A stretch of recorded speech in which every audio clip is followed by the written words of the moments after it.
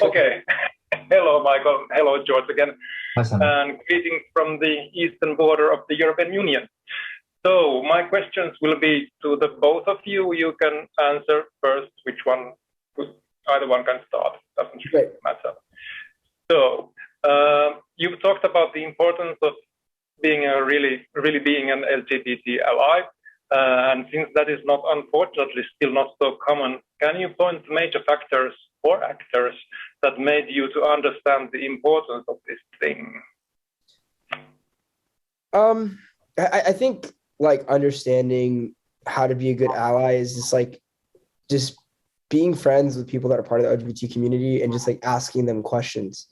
You know, like you need to be in a space to ask these people, hey, how do I navigate this situation? Because look, I feel like the world would be a better place if everyone just kind of asked, hey, what do I do in this kind of situation if I'm like uneducated about it? Stop trying to act like you know everything, because you don't, no one does. And so it's like, it's okay to ask for help. And I think that is like the biggest thing on like how to kind of be a better ally and how to kind of like, you know, learn how to navigate these situations is just by like asking, so that it doesn't like come up and then you don't know what to do.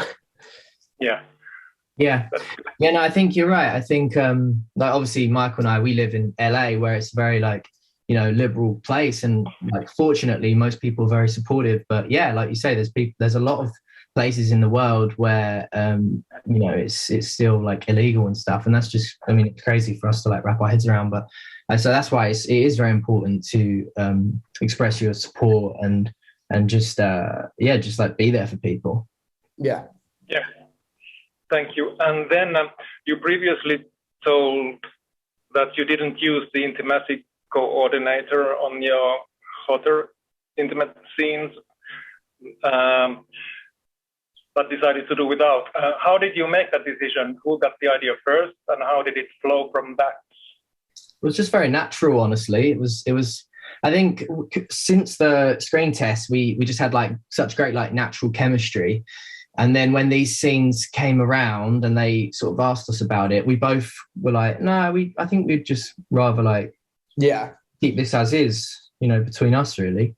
And I think that, like, you know, I'm sure having an intimacy coach does really help for certain situations and things like that. But in this case, it just felt really organic and really like, you know, every take was a bit different and it was just fun to I feel like sometimes when you don't have an intimacy coordinator, there's more room to kind of play around and try different things, like as far as like levels and tone goes, right?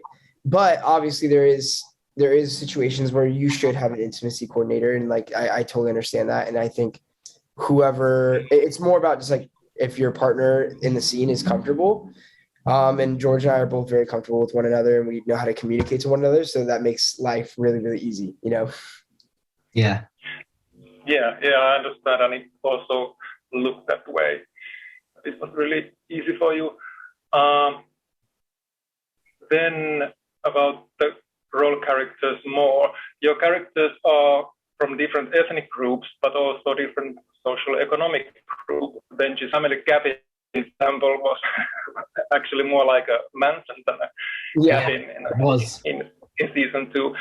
Which do you think is bigger factor to a relationship? Which matters more, the different ethnic background or different wealth?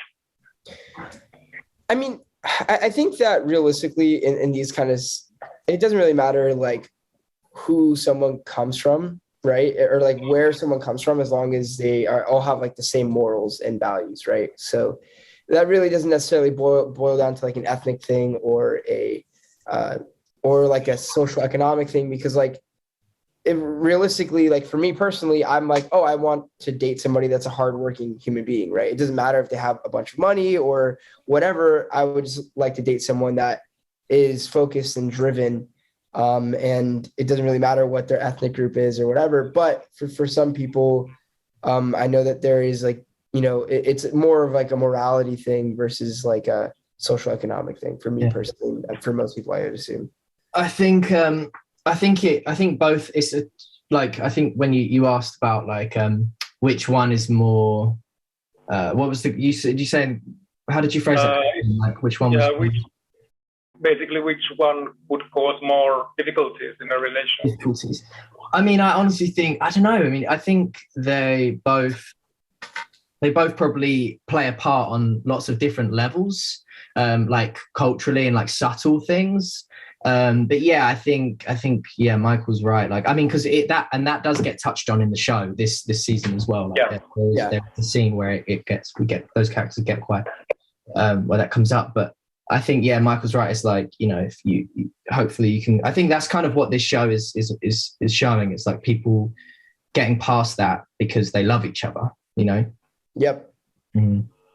Yeah, there is that difference. It's shown in the series.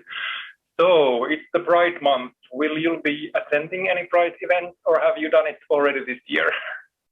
Yeah, no, we will be. Yeah. So Love Victor is going to be at Outfest. I think tomorrow actually is when we go, I believe. So we'll be doing a panel, and they'll be showing the first episode, and that'll be fun. Yeah. On which Pride will that be? I didn't catch. That'll be here in LA. Oh, okay. Yeah. That's cool. So, do you want to tell an example of the most rewarding and most frustrating comment or feedback you've gotten from this gay role in this series? I mean, to me, honestly, it's like those comments don't matter to me. I mean, I'm really proud to be part of this show. Like truthfully, I'm very, very proud to be part of this show, and I'm really proud of the impact it's had. And yeah, you just can't listen to the negative comments, you know. Yeah. And getting to come back and do 3 seasons and tell this story was like really was such a privilege. 100%. And how do you feel about the attitudes towards gays in the US or UK at the moment these days after the pandemic? Been a little bit more cases of violence. I mean, I think that we need to do better as like a society. It's really, really unfortunate. I mean, there's bills being passed that is like targeting trans youth and you know, LGBT teens and youth, and that just is like really frustrating. You know, it's like it literally has nothing to do with anyone else, and nobody should be involved in who, like, how someone identifies and who they love. And it's really frustrating because it's an issue that can just be solved so easily by just being like, oh, it's none of my business, so I shouldn't be trying to insert myself into that situation, right? But people love to try to control others, and it's really unfortunate, especially in the US. People love to tell other people how to live their lives. So all I'd say is to people that maybe are more conservative or whatever, if you don't support it, then just whatever, like don't take part in it. It's that simple. Just let people live their lives the way they want to, because it's not your life, it's theirs. It's that simple. Thank you. Okay, we are out of time, so thank you very much for this interview, and happy Pride Month, and hope you both.